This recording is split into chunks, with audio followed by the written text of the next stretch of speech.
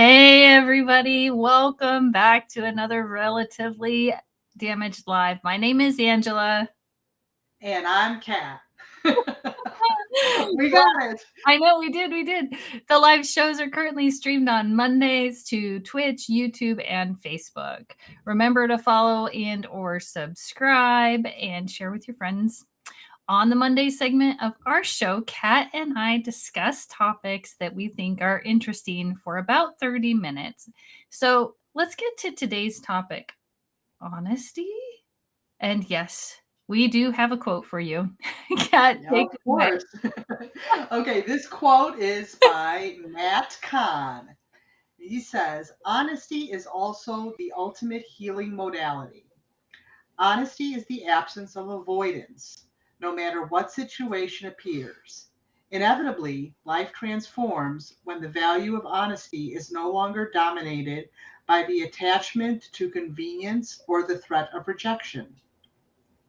When honesty is regarded as your highest value and acted upon with kindness and compassion in every personal encounter, you invite the precision of life's inherent perfection into all areas of life. In doing so, every relationship and circumstance transforms at the rate in which true sincerity of heart leads the way." Such a beautiful quote. And that was Yeah, by Matt Kahn, we decided, right? correct. Yes. We had put it in a while back and forgot. Hi, Lisa. Lisa's here. She says hello. Hello, Lisa. We love having people visit us. It's fantastic. Well, honesty, I mean, sometimes honesty is super hard, especially I think in those difficult conversations where, oh gosh, I don't want to admit that X, Y, or Z happened, and yet it's important that I do, and then I think it's also important, like, that also happens inside of me. Yeah. You have that too, it looks like. Oh, absolutely. And here that is, the honesty is the absence of avoidance. What do we avoid? Ooh, I Things, think pain and suffering. yes, anything that's unpleasant. But pain and suffering, we want to avoid it at Mhm. all costs. And, inevitably, I think acknowledging that it's there and being honest about it, it really does, it transforms it in a way. Yeah. It I think yes. I also think we have to be careful because in this book I'm reading, No Time to Lose by Pima Chodron. I think I'm saying that right, but you never know. It is me. Um, one of the things that she talks about is how in this Western culture, sometimes we can basically take that honesty and denigrate ourselves with it. Like, I become, I have anger. Oh my gosh, well, now I'm a horrible person because I have anger inside of me. Whereas instead of recognizing that we all have anger or frustration or something like that inside of us. But so I think that acknowledging it with the recognition that we all have those feelings. There's 7 billion people on this planet. So at any given moment in time, there's probably at least one other person that is feeling similar to the way I'm feeling. Only one? At least one. I say at least one. Yeah. Well, now, so here was the interesting thing, about the quote. When honesty is regarded as your highest value and acted upon with kindness and compassion. So I think that's part of the key to that transformation Mm-hmm, mm-hmm. is acting upon it with kindness and compassion. I mean, we both know very well if you are angry and you act out of anger, it just it creates, like you say, poopy thinking. I just got to throw that in there. That's okay, guys. I was just telling Kat how I'm coming out of poopy thinking from over the last week. Because we were struggling with illness and lack of care for me or help for me, and in that moment, it really gave me a chance. It so almost like a forced retreat into um, silence. Not really silence. There were other people in the house, but um, I really had to recognize where I was going. And because I would catch myself late in the day, oh, well, it's just not worth doing anything because, and then I had to get honest with myself and acknowledge that I was even going down that road. And then shift. So it's hard. So thank you for bringing Well, up poopy thinking. I'm sorry. I just thought it was so relevant to the topic. But Yeah. but I think you hit on it right there. It's that I mean we talk a lot about that shift in thinking. Mm-hmm. And it is that shift from to okay, it is what it is, and be kind with it, and take that pain, that discomfort, the anger, whatever, and it is what it is. Okay, how am I going to act out of kindness and compassion, Well, even yeah, though because I'm feeling the pain, the anger, the frustration, etc. and I could have easily taken it out, verbally on the people in the house, when I felt like my needs weren't being met because I can't physically do those things. And um because I think it helped me to relax. I go like this. but like that, almost like taking a deep breath. That my one of my caregivers sent me a video. I'll have to see if I can find it, but it talked a bit about Marshall B. Rosenberg's nonviolent communication. Mm-hmm. And I did do a book study with my friend Jana Dudley a while ago, and she gave animals to every aspect of the spectrum, right? So the jackal's the angry, frustrated, angry one that is like gonna lash out at people, and then I think it was like the porcupine that's gonna sink in to other ones, like, and judge themselves. And then somewhere along the line, a meerkat comes in. And then there's a dolphin, and I can't remember exactly what the dolphin does. And then the very last one is the giraffe, and the giraffe has the biggest heart. So the idea is to stay in giraffe mode the best we can, but recognize that we're not always going to be in the best chair. Sometimes we're going to be in the red chair, sometimes we're going to be in the blue chair, and those are the animals, right? The different animals. And so I think that helps so that maybe we're not, at least for me, not so judgy about Mm. where I am. Like, oh, this is just where I am. Okay, what do I want to do about it? But I can't even get there if I'm not being honest with myself, right? Like, I could have been in denial and been like, nope, I'm fine. Well, and here's the great thing. So in a moment, you may not be honest, but we can always, change that. So if we are not being honest, and we don't act with that kindness and that compassion, we can always go back and correct that, because we come back to that honesty. Yeah. Yes, I was angry, frustrated, in pain, and I acted out of that instead of the kindness and compassion. So how can I fix that? Yeah. And that requires an honesty. That requires a selfless, or a looking at self, and being Yeah. able to say, yes, that's where I was and that's what I did.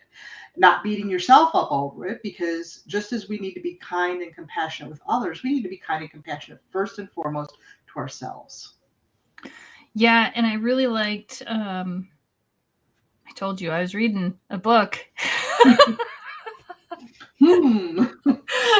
But like the idea that I can like breathe in that pain and suffering, or breathe in and acknowledge that I'm not the only one, and then either just connect with other people who are feeling that way, or ask for help in that incoming breath or outgoing breath. That, I mean, there's just so much we can do in Hmm. when we recognize it. But it takes me back to, how do we even start recognizing it so that we can be honest? Because I'm just thinking about all the times that someone would really be trying to call me on my stuff, and it was painful, and I couldn't recognize it unless, of course, they said something anyway, right? Like, Hmm. because I don't see my own behavior. Well, even or take the instance of where the self justification of behavior. Well, this person did that to me, and so I'm justified in doing that. And it's that's really a self deception.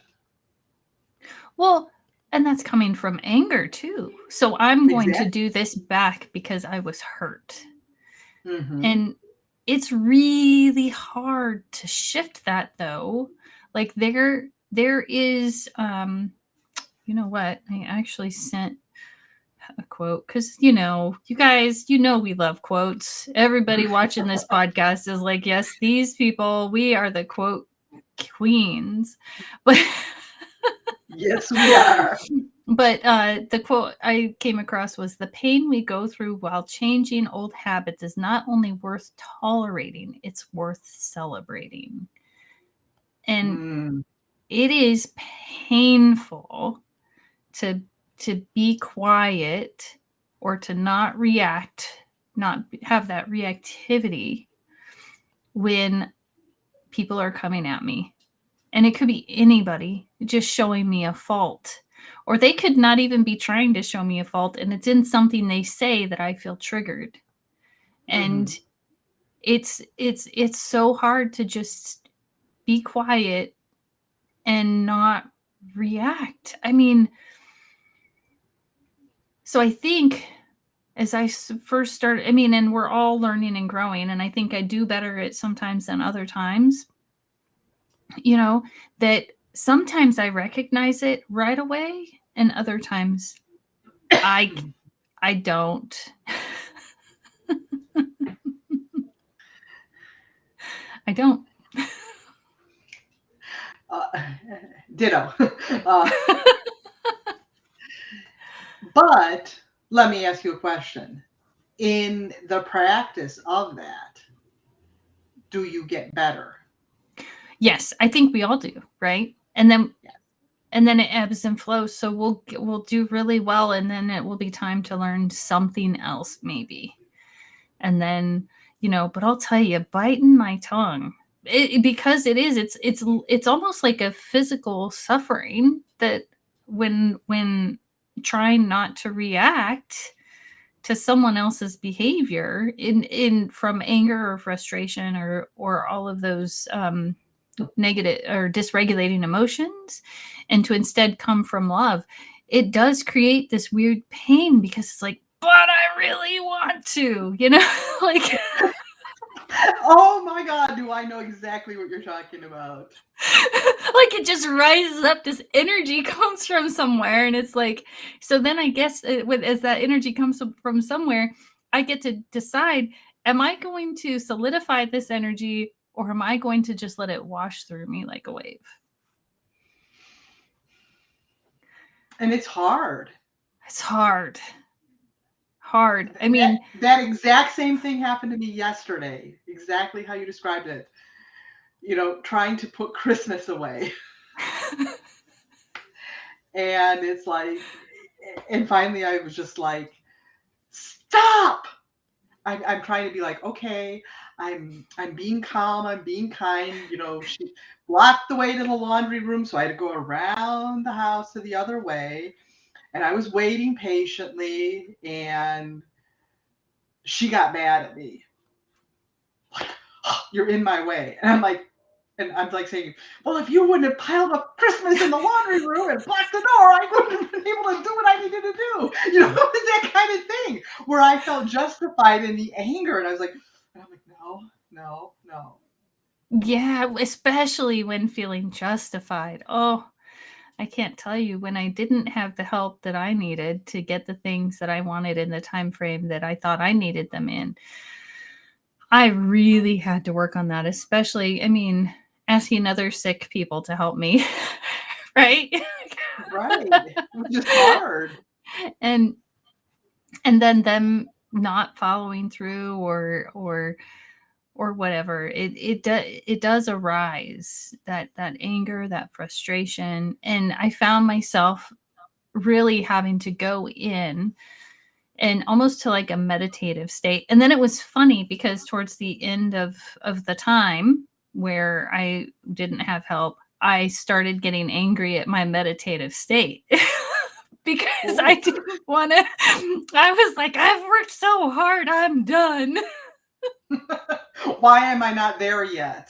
Right, right. Why am I, all these people have these abilities, and they can manage calmly, and I couldn't, I was like, I was just done. And thank goodness I had a meditation class to go to, that I was like, oh, I can do this.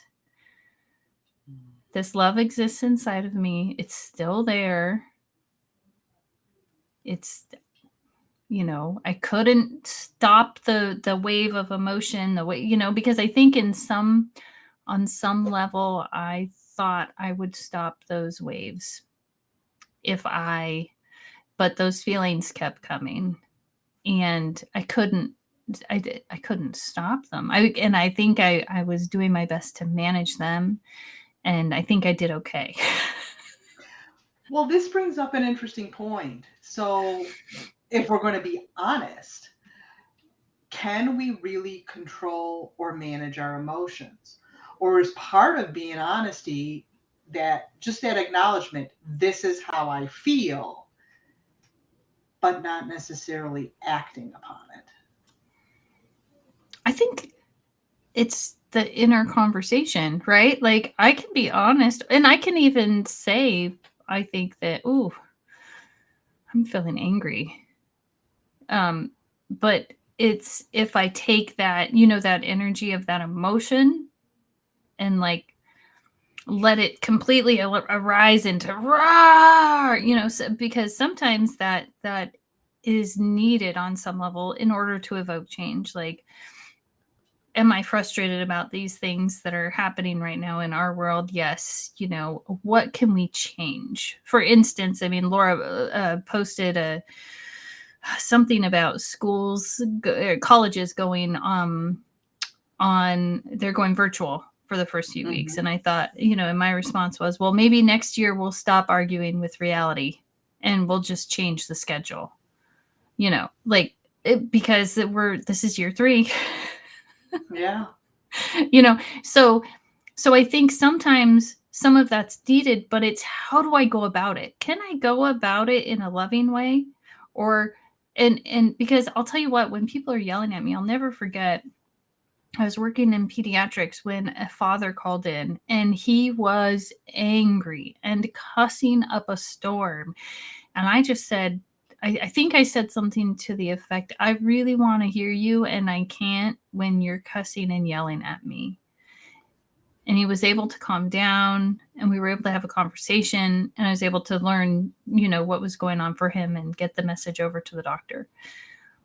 So I think it's okay. Like, the anger is great. It's important. It tells me something. It's, what am I doing with it? Am I letting people know that they're stepping over boundaries, or am I becoming a doormat? Am I saying anything? Well, and there's a middle of the road there too. Again, you don't either have to be one or the other. You can be angry, and this makes me angry. But if you yell and scream and you, in a sense, react in anger, in that sense, like you said, the man was cussing, and you said, I can't understand you when you're cussing and yelling. I want to help you.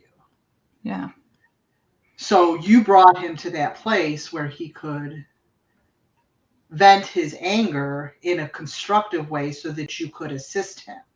Yeah, And and I think, luckily I could stay calm, because a lot of times when we bring up that anger, we like dysregulate everyone around us, and thinking goes exactly.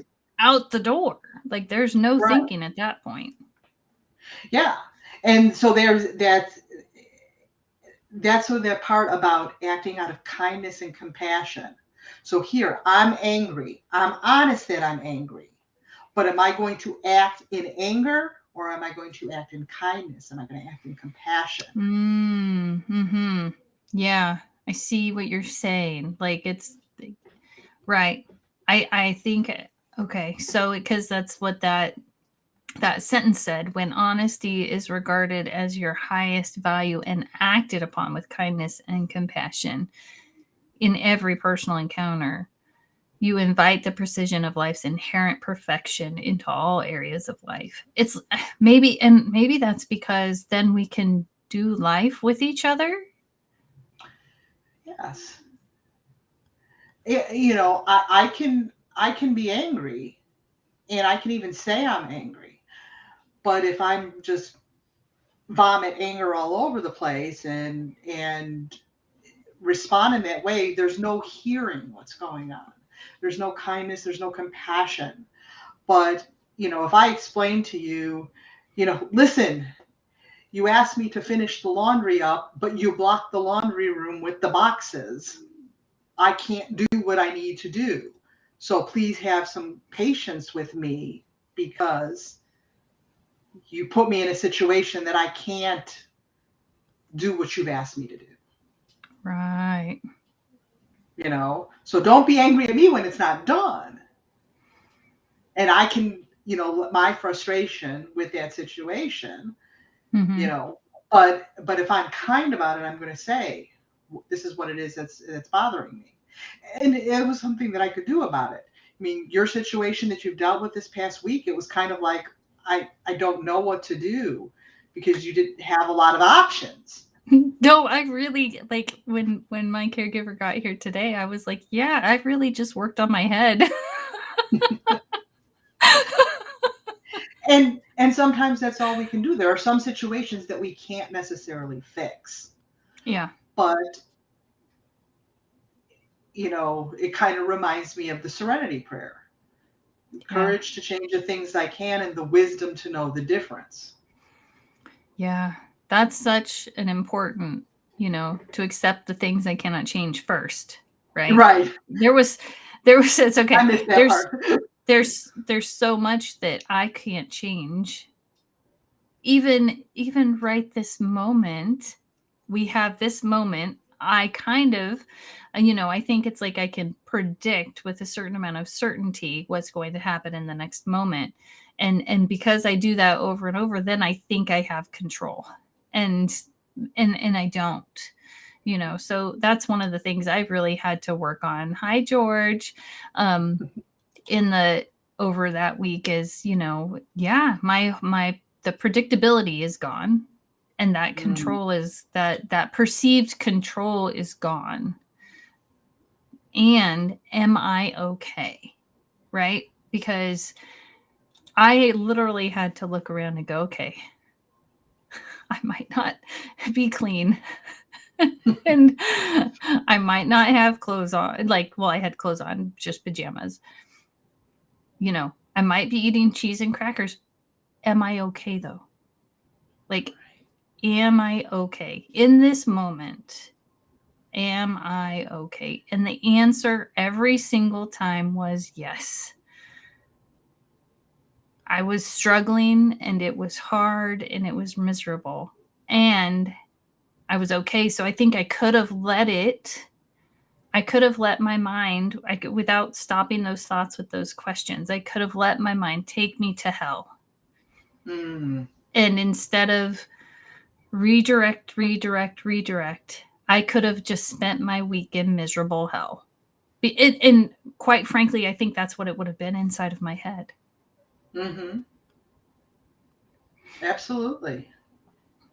Um, and, getting through that and saying, yeah, yeah, it's not how I wanted. It's not my nice, predictable, comfortable, usual existence. There's all these wrenches thrown into it, but am I okay?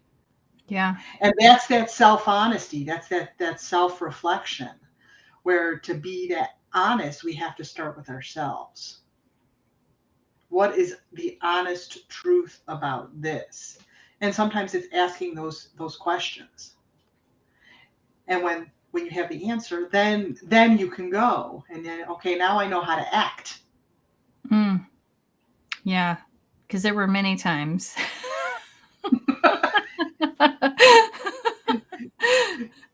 Like debriefing about the experience. It was so funny because my caregiver that's here, it's like it felt like 2 weeks to her. I said, well, it was really only a week, but it did feel like that. It felt like forever that Yeah. this time. And what was really neat about debriefing was that it impacted both of us, and we were able to hear each other and each other's frustration and not have to take it on as our Mm. own. Like there were some times inside of me, I'm like, oh, that hurt. Like I'm so sorry that she had to deal with what she had, and she was really sorry I had to deal with what I had to deal with, and yet we were still in a partnership to get it done. Like we made it, and we celebrated that we made it. So that's a new thing where we can debrief and really talk deeply about the emotional things that happened to us, and then and come back around in that loving support. Well, and that's what I love about this final sentence. In doing so, every relationship and circumstance transform at the rate in which true sincerity of the heart leads the way. And I love that you use that phrase debrief, because it was that true sincerity of the heart. It wasn't just about the this happened, this didn't happen. It was also about the feeling about it. Yeah. Yeah. And that's beautiful. It It really is. was. It really was. It was really neat to get to have that conversation and not feel like one or the other, like we were trying to blame each other for this or that, or it didn't exist in that moment. It was just, this was my experience and this was my experience. And then coming together to move forward from here. No, I got a little tear in my eye because that was just so beautiful to me to hear that, because it's such a perfect application of this It really concept. is. Yeah, I Yeah. hadn't even thought about that beforehand. Yeah, that's the great thing about our conversations, is that the stuff just comes up. We Yeah. do a little bit of planning, but sometimes we just take it where it goes and where the conversation leads us. Yeah, and I like that. It's like an exploration of these ideas. Yeah. And that's what makes it a lot of fun for me. So I have fun with it anyway. So thank you for being such a great partner. Oh, yeah. The pleasure's mine. It's a beautiful thing, I think, that we're doing here, and today was particularly beautiful. I'm very touched by Oh, I love you, Kat. You're amazing. it. Okay. You are too, my friend. Oh, thanks. Okay. There's also a Relatively Damaged podcast where I interview amazing guests who've overcome some sort of struggle in their lives. You can find that on anywhere you listen to podcasts, just not on YouTube. I'm Angela. And I'm Kat. We'll see you next week.